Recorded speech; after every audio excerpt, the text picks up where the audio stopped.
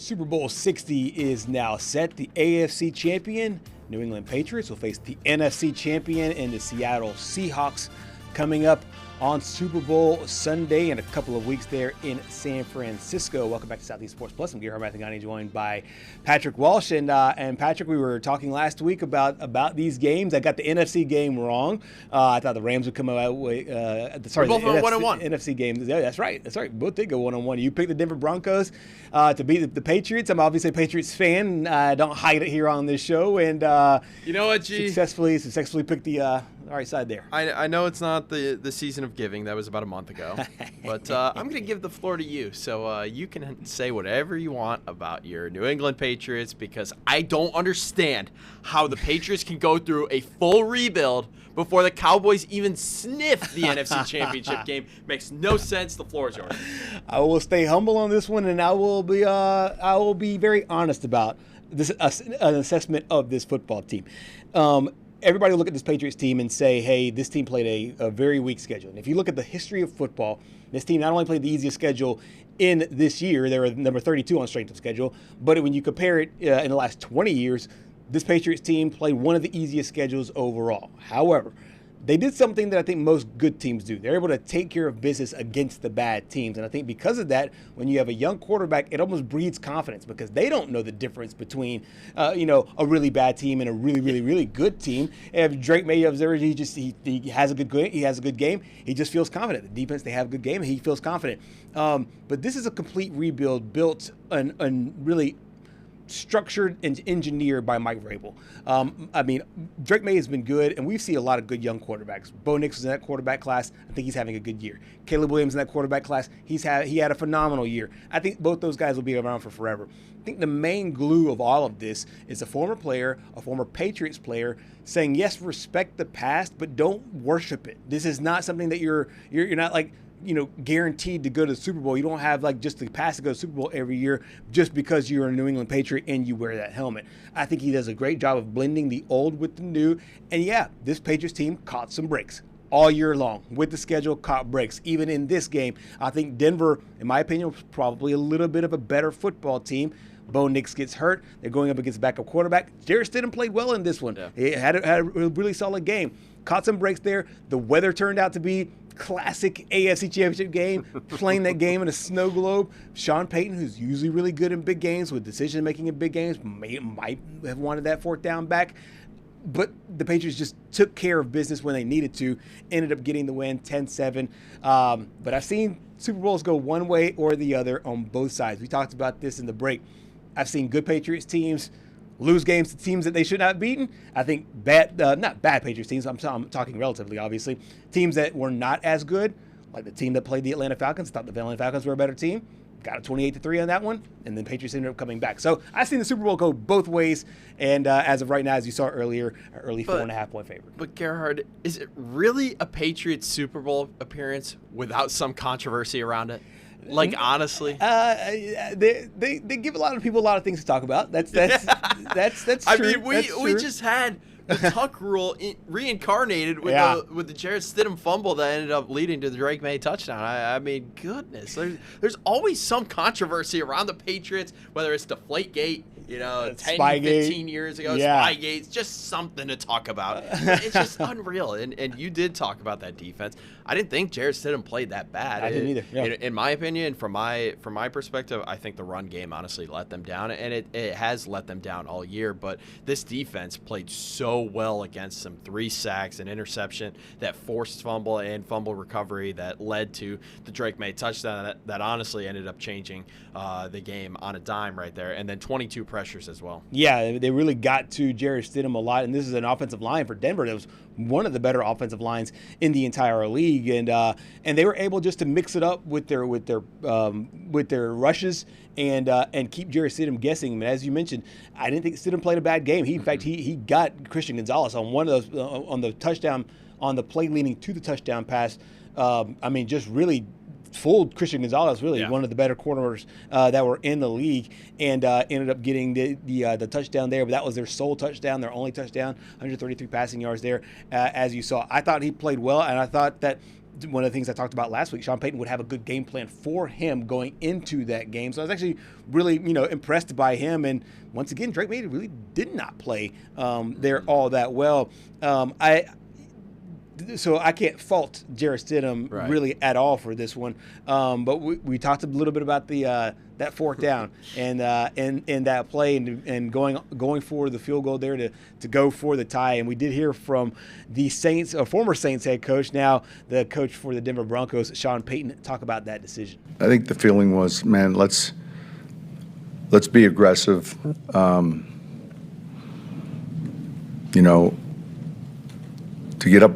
To get up 14, I was just watching the way our defense was playing. And, the turnover on our end resulting in a touchdown. And outside of that, man, I thought we did a good job in containing them. There'll be a number of things when we watch the tape I'll look at and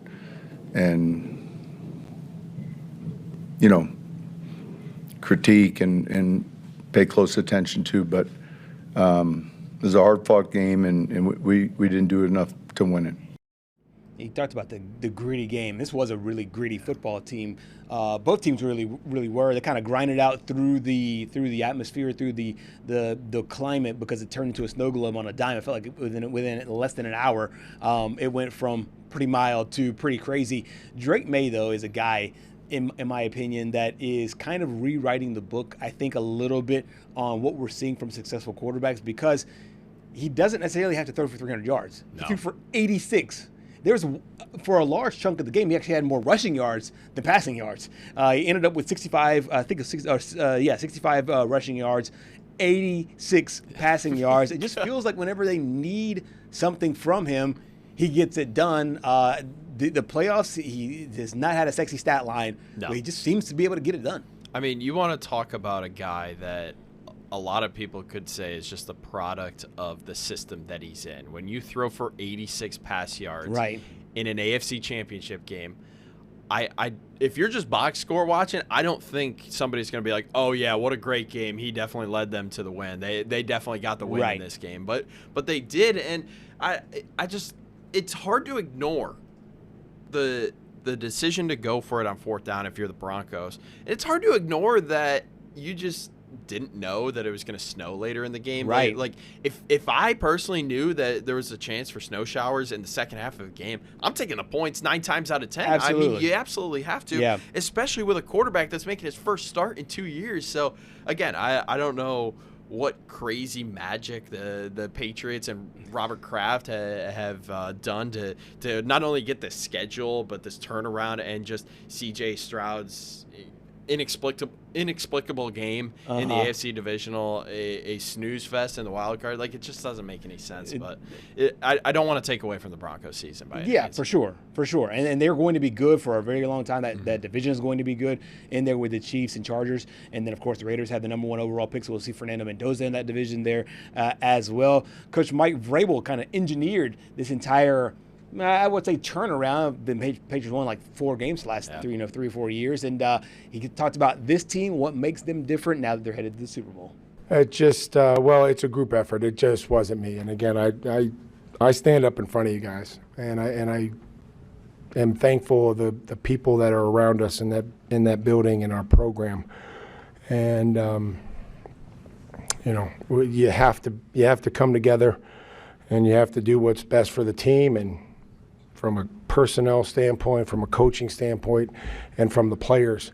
And you get everybody to believe in something and buy in. And again, that doesn't come without adversity. You have to have adversity. But I do this for the players. I've been in their position.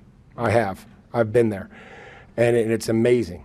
And I want other people to feel that feeling. And it's for our families who make a lot of sacrifices, and the excitement and the joy that they have.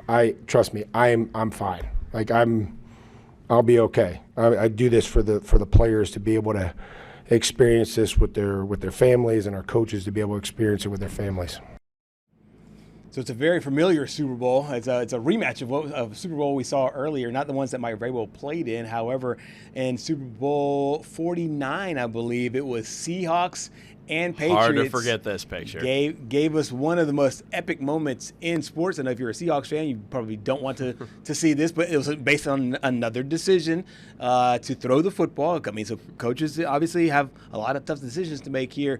Marshawn Lynch did not get the ball, even though they drove him down. He drove him down basically the entire way. Malcolm.